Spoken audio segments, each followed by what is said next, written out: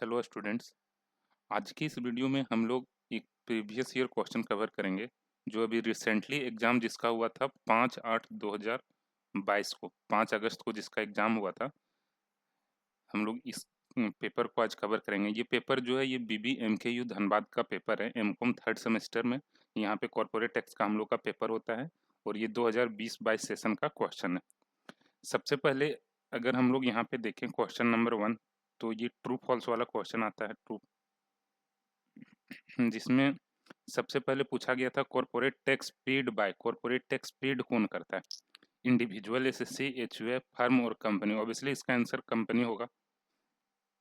Rules of MAT are not applicable for, MAT का जो provision है ये किसके ऊपर अप्लीकेबल नहीं है?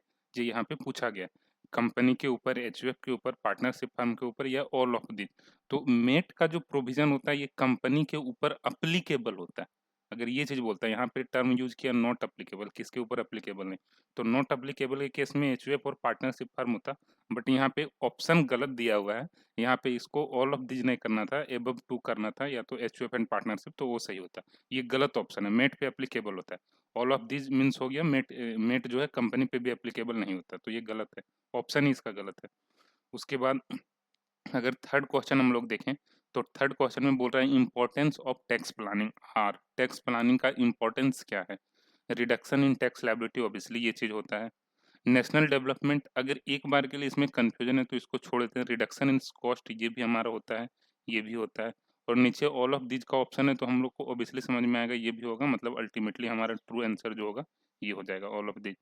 क्योंकि रिडक्शन इन कॉस्ट और टैक्स लायबिलिटी तो होता है, ये हम लोग को पता है, और टैक्स प्लानिंग से हमारा नेशनल डेवलपमेंट में भी इसका रोल है। आगे पूछ रहा है कंपनी में not be ordinary resident in India. एक कंपनी जो ordinary, not ordinary resident in India, ordinary resident India का नहीं हो सकता। ये तो ट्रू बोल रहा है, क्योंकि कंपनी का जो रेसिडेंशियल स्टेटस होता है, या तो ये रेसिडेंट होता है, या तो रेसिडेंट या तो नॉन रेसिडेंट।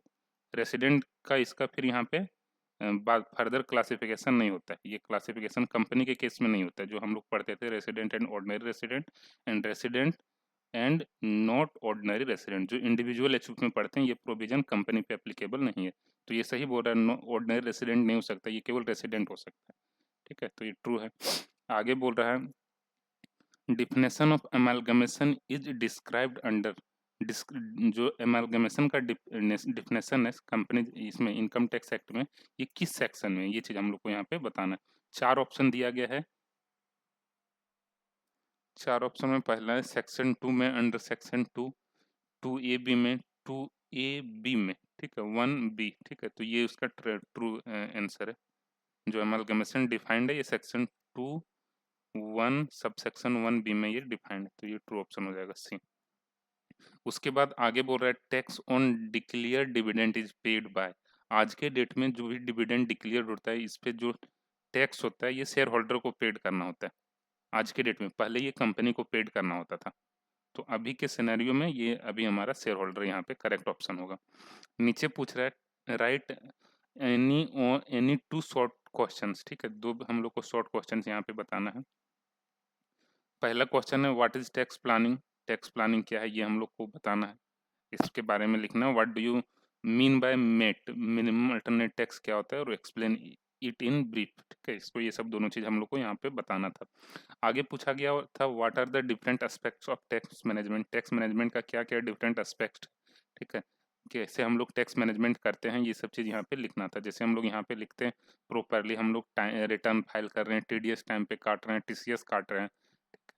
उसका सर्टिफिकेट हम लोग टीडीएस या सर्टिफिकेट, टीडीएस या टीसीएस का सर्टिफिकेट दे दे रहे हैं जिसका डिडक्ट किया हूँ उसका, ठीक है। तो ये सब कुछ हमारा डिफरेंट एस्पेक्ट्स है टैक्स मैनेजमेंट का।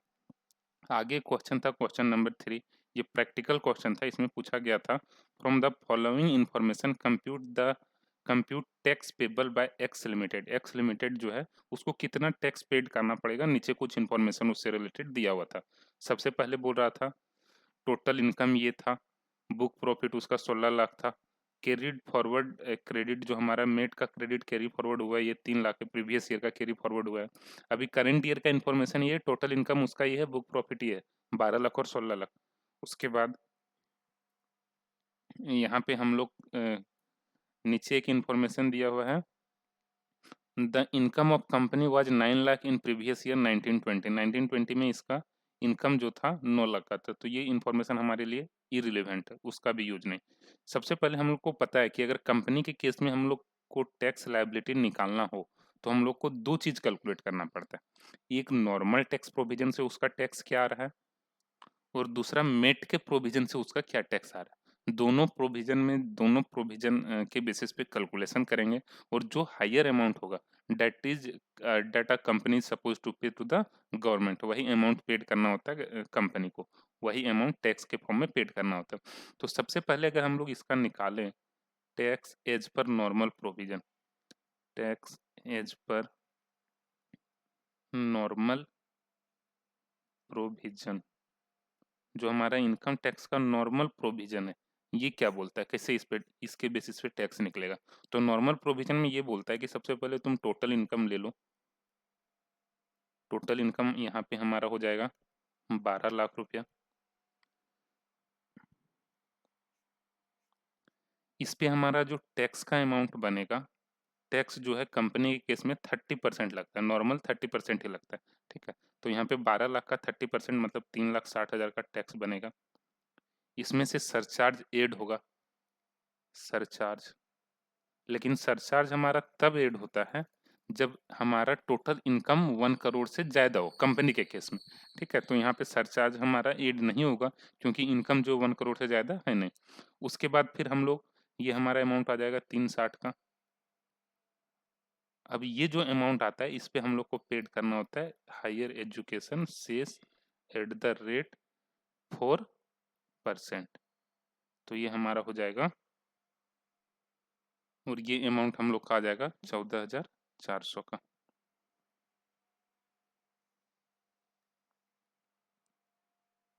फिर इसका टोटल अगर हम लोग करते हैं तो ये आ जाएगा 3,74,400, 374,400। ये हमारा नॉर्मल टैक्स प्रोविजन के बेसिस पे ये अमाउंट का टैक्स बन रहा है उस कंपनी का, tax as per normal provision. ठीक है, ये अमाउंट बना। अब अगर हम लोग मेट के प्रोविजन पे कैलकुलेट करें कि मेट के प्रोविजन के बेसिस पे कितना टैक्स बनता है, दोनों चीज हम लोग को कैलकुलेट करना पड़ता है कंपनी के केस में। टैक्स अंडर सेक्शन 115 जे ये मेट का प्रोविजन है, मेट का सेक्शन। ठीक है, यहाँ पे हम लोग मिनिमम अल्टरनेट टैक्स जो कैलकुलेट होता है अंडर सेक्शन 115 जेपी में कैलकुलेट होता है। तो जो मेट कैलकुलेट होता है इसके लिए बोलता है बुक प्रॉफिट तुम बताओ। यहाँ पे टोटल इनकम पे हमारा मेट कैलकुलेट नहीं होता है, तो बुक प्रॉफिट हमारा क्या था, 16 लाख रुपए। अब 16 लाख पे हम लोग मेट कैलकुलेट करेंगे। मेट का रेट हमारा जो अभी के डेट में अप्लीकेबल है ये 15% है, पहले ये 18% होता था, तो अभी हम लोग 15% वाला रेट लेंगे।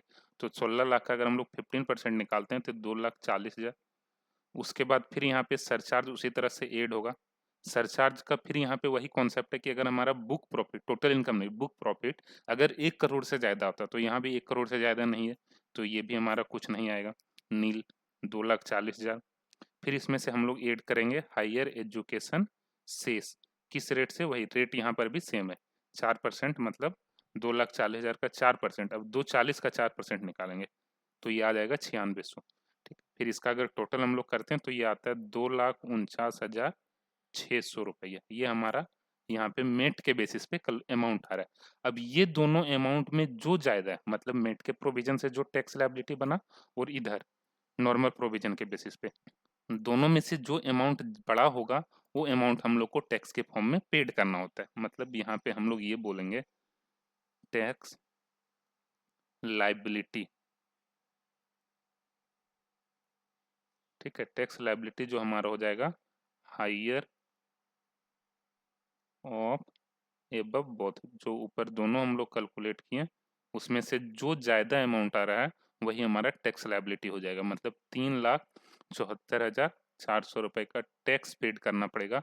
इसमें से हमारा अगर मेट का कुछ क्रेडिट रहा तो अमाउंट हम लोग का यहाँ पे लेस हो जाएगा। मेट का जो क्रेडिट था ये कितने का था एक बार देख लेते हैं। मेट का क्रेडिट था 3 लाख का, तो यहाँ पे 3 लाख का अमाउंट लेस हो जाता है। लेकिन यहाँ पे हम लोग को ये ध्यान रखना है मेट का उतना ही अमाउंट लेस करेंगे जिससे हमारा अल्टीमेटली टैक्स जो है ये मेट से कम ना हो। जैसे अभी हमारा नॉर्मल प्रोविजन के बेसिस पे कितना आया 3,74,400 और हमारा मेट के प्रोविजन पे 2,49,600, तो दोनों का डिफरेंस कितना है, मेट से कितना ज़्यादा अभी टैक्स बन रहा है। तो हम लोग अगर ये अमाउंट कैलकुलेट करेंगे तो आएगा 1,24,800, जो मेट से हमारा ज़्यादा अभी टैक्स का अमाउंट आ रहा है। तो 1,24,800 जो आया, तो अभी हम लोग मैक्सिमम जो क्रेडिट यहाँ पे एडजस्ट कर सकते हैं, ये 1,24,800 का ही क्रेडिट एडजस्ट कर सकते हैं। 3 लाख का क्रेडिट एडजस्ट नहीं होगा। ठीक है, जो हमारा मेट से ज़्यादा अमाउंट आ रहा है, मतलब सेम कंसेप्ट है जो रॉयल्टी वाला चैप्टर में होता था। उतना ही शॉर्ट वर्किंग रिकूप होगा जो मिनिमम रेंट से ज़्यादा रॉयल्टी बन रहा है। यहाँ पर भी उतना ही क्रेडिट एडजस्ट होगा जो हमारा मेट से ज़्यादा है। ठीक है, तो अगर इसमें से हम लोग ये लेस करेंगे तो यहाँ पे 2,49,600 रुपये का अल्टीमेटली फाइनल टैक्स लायबिलिटी बन जाएगा। ये हमारा हो गया फाइनल टैक्स पेबल।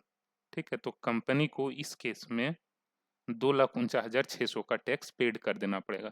शॉर्ट में ये हम लोग बोल सकते हैं कम से कम मेट वाला अमाउंट तो पेड करना पड़ेगा, उससे कम नहीं। ठीक है, मेट का अमाउंट कितना था 2,49,600 का, वो अमाउंट यहाँ पे पेड कर देना होगा, इससे कम नहीं। ठीक है, दोनों में ज्यादा 374 था, 374 पेमेंट कर रहे थे, लेकिन उसमें क्रेडिट जो हम लोग लेस करेंगे 174, 124,200, 124,800 तक ही लेस करेंगे। यहाँ पे लिख देंगे मेट क्रेडिट। तो कुछ इस तरह से हम लोग को ये क्वेश्चन सॉल्व करना होगा। आगे के क्वेश्चन को अगर हम लोग देखें, what are the provision of companies act regarding payment of tax. Companies act में टैक्स को पेड करने से रिलेटेड क्या प्रोविजन है, वो सब कुछ यहाँ पे बताना था। Question number 4। 5 में था what are the comments of or on dividend policy क्या है, इसके बारे में कमेंट करना था। शॉर्ट नोट्स बोनस शेयर जो होता है इसके बारे में बताना था। आगे था what are the factor of tax planning on make or buy. किसी चीज को अगर खरीदना है या हम लोग को बनाना है तो उसके लिए टैक्स का क्या प्रोविजन था, ये सब चीज यहाँ पे एक्सप्लेन करना था। What are the payment on which tax is deducted, TDS किस पे कटता है ये बताना था। Amalgamation and give the incentive for amalgamated company, amalgamated company का क्या हमारा टैक्स प्रोविजन है, क्या टैक्स इंसेंटिव है, टैक्स बेनिफिट है, वो सब कुछ यहाँ पे बताना था। आगे था right short notes on any of the following merger, tax evasion, salary और टैक्स अवॉइडेंस। तो ये क्वेश्चन था हमारा 2020 में जो पूछा गया, मतलब 2020-22 वाले स्टूडेंट्स का। Thank you.